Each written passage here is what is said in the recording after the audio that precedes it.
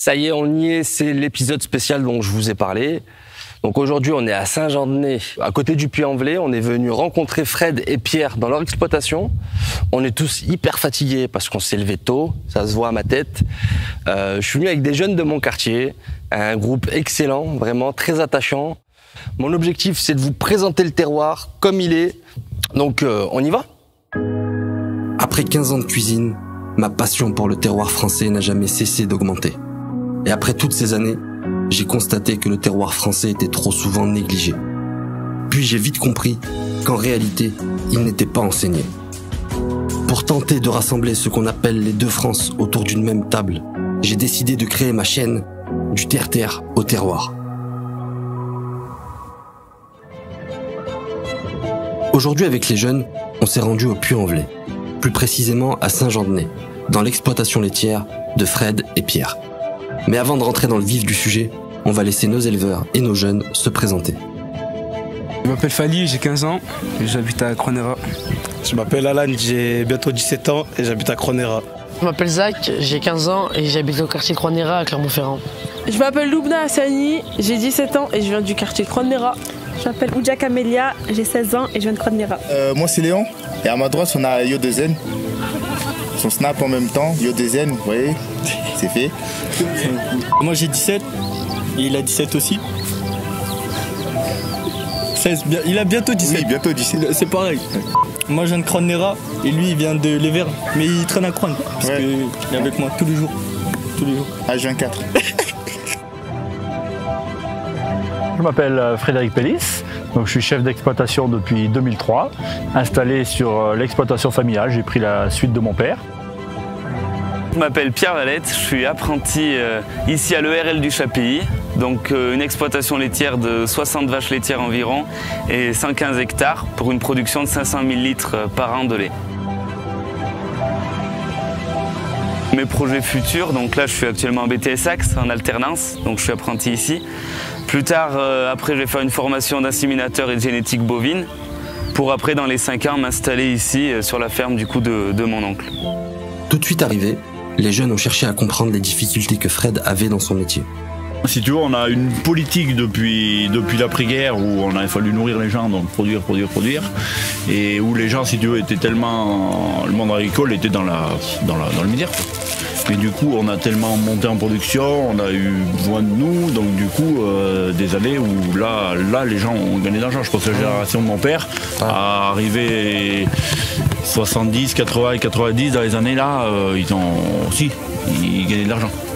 Ouais. Aujourd'hui, on est arrivé à un moment où l'alimentation doit être au plus bas prix possible pour que les gens puissent acheter autre chose.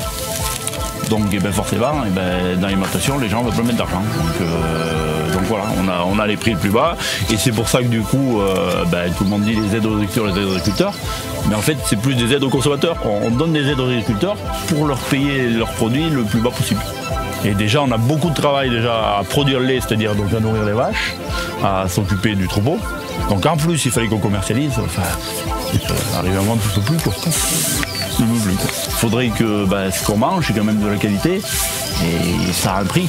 Ça a un prix pour faire vivre les gens qui produisent et qui s'occupent du territoire.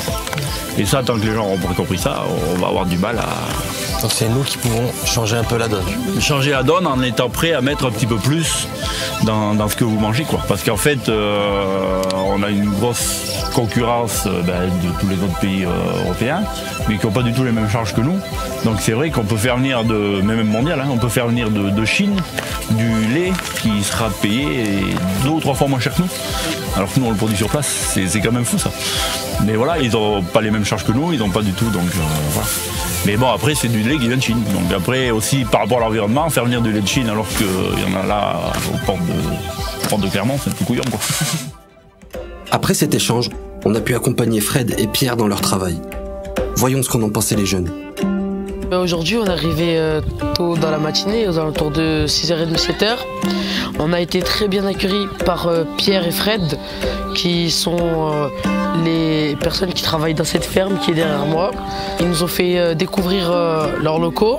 Ils nous ont montré les techniques pour traire les vaches. Ils nous ont montré aussi les élevages de veaux et de vaches. Déjà, ça a commencé, on est arrivé, ça puait. J'arrivais pas à respirer.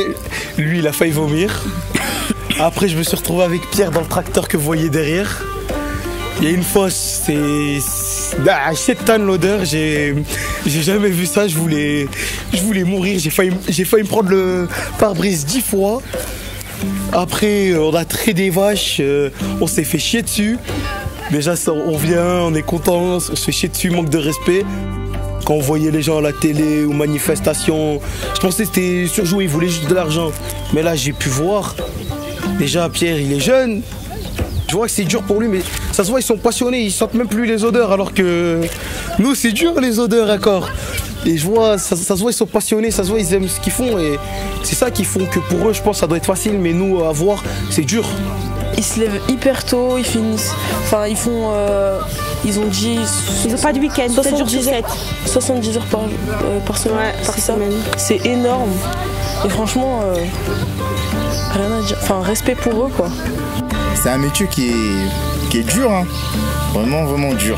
Quand je me rends compte de tout ce qu'il y a à faire, il faut s'occuper des vaches et tout, je dis vraiment. Faut avoir du cœur pour faire ce métier. Hein, c'est une passion. Ça va, faut être passionné et tout. Ouais, puisque. Tu dois faire ça. Ah non, non.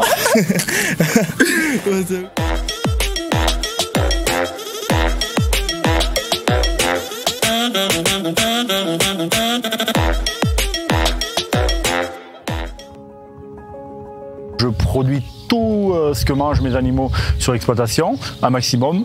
Il y a juste donc l'aliment qui est acheté à l'extérieur, puisque bien sûr on n'a pas d'aliment colza, soja produit sur l'exploitation. Mais tout ce qui est herbe, donc ensilage d'herbe, ensilage de maïs, pâturage, tout est fait sur l'exploitation, donc en local. Aujourd'hui, c'est vrai que la démarche de Sofiane m'a beaucoup plu. Ce que vous avez vu ce matin, c'est notre vie de tous les jours. Donc avec le vivant qui sont les animaux. Donc il y a des vaches plus calmes, des vaches plus dociles. Aujourd'hui, c'est notre métier de tous les jours. On soigne nos animaux pour qu'elles produisent du bon lait, pour qu'elles produisent du lait, pour que le consommateur français soit content de nos produits. Et ça, c'est notre volonté de tous les jours, de nourrir comme il faut nos concitoyens. Et puis, ce qui m'a aussi plu dans la démarche, c'est des jeunes qui sont censés ne pas connaître la campagne, être dans des quartiers, pouvoir échanger avec eux, ça nous paraissait très très important et ça m'a vraiment conforté ce matin dans cette démarche parce que vraiment j'ai trouvé des jeunes super intéressés. Je m'attendais vraiment pas à voir des jeunes comme ça. Ils n'ont jamais sorti leur portable, ils ont toujours été intéressés à ce qu'on faisait, nous ont posé des questions très intéressantes. On sentait vraiment qu'ils étaient là. Alors c'est vrai que du coup, ça peut choquer parce que bien sûr il y a les odeurs, il y a tout ça. Quand t'es pas habitué, c'est un peu dur au début. Je crois qu'ils l'ont dit, ils l'ont ressenti, mais au final, je crois qu'ils ont vraiment vu ce que c'était le quotidien d'un éleveur tous les jours. Et ça, c'était vraiment génial. Et vraiment, je tiens à remercier Sofiane. Si ça pouvait créer des vocations, ça serait bien. Bon, maintenant les frères, c'est instant pub. Tu penses qu'il faut acheter du local? Ouais. Donc, vous pensez qu'il faut acheter du local? Oui. Voilà, donc il faut acheter du local. Acheter du local chez Fred. Vous voyez, il y a des bonnes vaches, ils font du bon lait, du bon halib. C'est vraiment, faut venir ici ou même chez vous, je sais pas où vous habitez où, mais faut acheter du local. Soutenez vos agriculteurs.